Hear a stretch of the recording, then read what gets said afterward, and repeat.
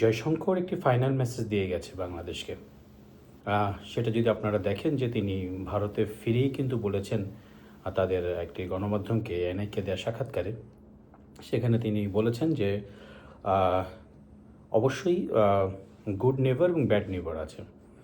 উনি কিন্তু ব্যাড নেইবারকে আমরা হয়তো বুঝেছি যে উনি হয়তো বোঝাতে চেয়েছেন পাকিস্তানকে, কোনো দেশের নাম কিন্তু উল্লেখ করেননি। কিন্তু ব্যাড নেইবারের সঙ্গে যেটা বলেছেন সন্ত্রাসবাদ, টেররিজম, সেটাকে লালন বা চর্চা যদি কেউ সংগঠিত হয়ে থাকে তবে সেটি ব্যাড নেইবারের আওতায় পড়ে। আপনারা তারেক রহমানের সাথে জয়শঙ্করের যে ছবিগুলো দেখছেন, নরেন্দ্র মোদীর যে বার্তা দেখছেন, হ্যাঁ, এটি অবশ্যই ভারত তার সাবেক প্রধানমন্ত্রীর প্রতি একটি কন্ডোলেন্স নিয়ে তারা গিয়েছেন।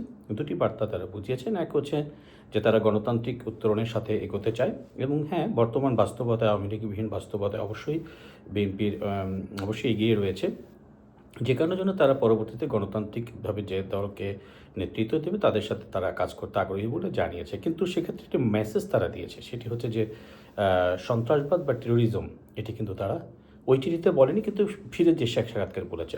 আমাদের এই আলোচনাটার অর্থ হচ্ছে আমরা দেখব যে শোকের দিনে শোকের যে 3 দিনটা ঘোষণা করা হয়েছিল খালেদা জিয়াকে দাফনের ঠিক পরের দিনই দেখলাম যে জামাতের আমির তিনি বেশ কিছু ফাইল টাইল নিয়ে তারেক রহমানের অফিসে গেলেন তার দলবল নিয়ে। সারা দেশের মানুষ যখন তখনও শোকাবহ, ঠিক তখনই তার ফয়সালা করতে হবে, ঐক্যবদ্ধ সরকার করতে হবে, আসন সমঝোতাভাবে কী করতে হবে। বিষয়টি কিন্তু নেটিজেনরা খুবই নেতিবাচকভাবে নিয়েছে।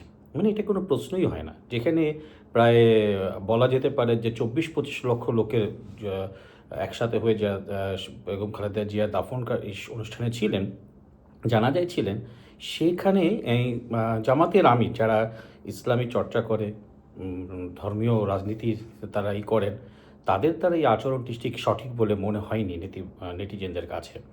আসলে জামাতের আমির যে উনি করেছেন যে জয়শঙ্করের এই বার্তাটি তার কাছেও পৌঁছেছে। কারণ আপনারা লক্ষ্য করবেন জয়শঙ্কর তারেক রহমান ছাড়াও বৈঠক করেছেন আসিফ নজরুল এবং খলিলুর রহমানের সাথে, যেখানে খলিলুর রহমানের সাথে বৈঠকে জয়শঙ্কর কিন্তু বলেছেন যে তারা কিন্তু এদেশের টেরোরিজম বা এই যে জামাতের উল্লঙ্ঘন এটাকে তারা পছন্দ করে না বা এটাকে আমলে নেয় না। তাকে ফাইনাল একটি ওয়ার্নিংও কিন্তু দেওয়া হয়েছে। হয়তো সেই মেসেজটা ডেলিভার হওয়ার পরে উনি আর দেখতে যান নাই যে ঠিক খালেদা জিয়ার মারা যাওয়ার পর শোকের কততম দিন চলছে। সেই জন্যই জামাতের আমির ফাইল টাইল নিয়ে চলে গেলেন, আসন সমঝোতা দরকার, অনেক কিছু দরকার এগুলো বলে। কিন্তু জামাতের আমির কি ভুলে গেছেন যে ভারত সরকার কিন্তু তারেক রহমানের প্রতি, বিএনপির প্রতি তাদের সমবেদনা জানিয়েছে। বিএনপি একটি মুক্তিযুদ্ধের দল, কিন্তু যে ঐক্যের কথা বলা হচ্ছে সেখানে যদি জামাত থাকে সেক্ষেত্রে কি ভারত মেনে নেবে? তো এই বিষয়টি কেন জামাত বুঝছে না? বিষয়টা তো বোঝা উচিত যে তারা তো জামাতের উল্লম্ফন থেকে বাঁচতে একটা গণতান্ত্রিক শক্তির সাথে তারা যেতে চায়। কিন্তু ঐক্যের সরকার বলে যদি জামাত বিএনপির সাথে থাকে, সেটি কি আসলেই ধোপে টিকবে? সেটি কি আসলেই ভারতসহ অন্যান্য দেশ, যুক্তরাষ্ট্র বা সবাইকে সেটা মেনে নিবে? সেটা কিন্তু মেনে নিবে না। ফলে জামাত যে কাণ্ডটি করলো, যে সারা দেশ যখন শোকাচ্ছন্ন, তার পরের দিনে জামাতের আমিরের এই আসন সমঝোতার বিষয় নিয়ে টেবিলে বসা উচিত হয়নি বলে নেটিজেনরা বলছে। আর সবাই বলছে জামাত কেন টেবিলে আসন সমঝোতার কথা বলছে, তারা নাকি ক্ষমতা করবে, এককভাবে ক্ষমতায় যাবে। তো ক্ষমতায় যাওয়ার স্বপ্ন কি তাদের ফিকে হয়ে যাচ্ছে? কেননা তারা মাঠে যাচ্ছেন, মাঠে তারা দেখছেন যে তাদের রাজনীতি মানুষ ভয়ের রাজনীতি হিসেবে দেখে, মবের রাজনীতি হিসেবে দেখে। আদর্শিক রাজনীতি হিসেবে জামাতের কোনো গ্রহণযোগ্যতা বাংলাদেশে নেই, যেটির উপর ভর করে জামাত ক্ষমতায় আসবে।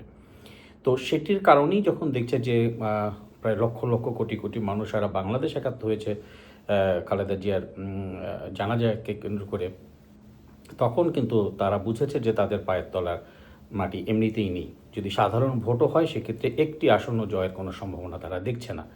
এটি রাজনৈতিক বিশ্লেষকদের মন্তব্য। মূলত এটিকে কেন্দ্র করে এক ধরনের অজানা ভয়ে চেপে বসেছে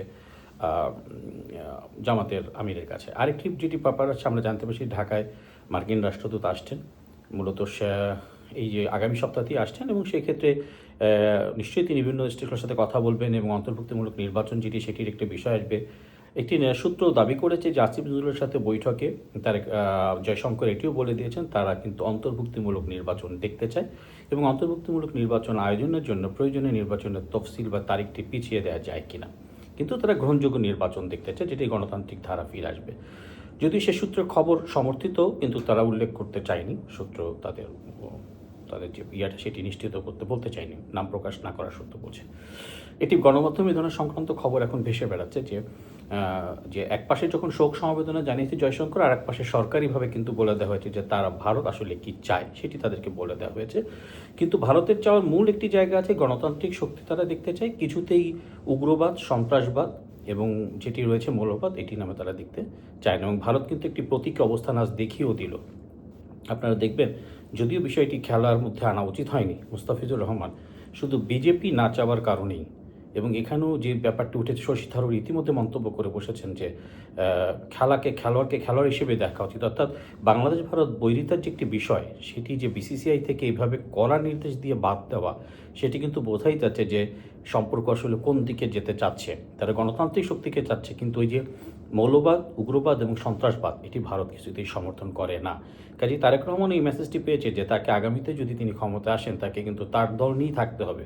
কোনো উগ্রবাদ, মৌলবাদ বা সন্ত্রাসবাদকে সাথে নিয়ে গেলে আজকে যারা তাকে বন্ধুত্বের হাত বাড়িয়ে দিয়েছেন, তারা কিন্তু সে হাত তখন বন্ধুত্বের হাতে থাকবে না, শুধু ভারত না, সারা দেশই। কাজেই এই বিষয়টি লক্ষ্য করে আগামীতে কীভাবে পরিচালিত হবে সেটি একটি দেখার বিষয়। তবে এখনও রাজনৈতিক মহল বলছে যে 12ই নির্বাচন অনুষ্ঠিত হবে কি না এখনও যথেষ্ট যদি কিন্তু রয়ে গেছে, এবং বলছে যে খুব দ্রুতই এই রহস্যের জট কাটতে যাচ্ছে।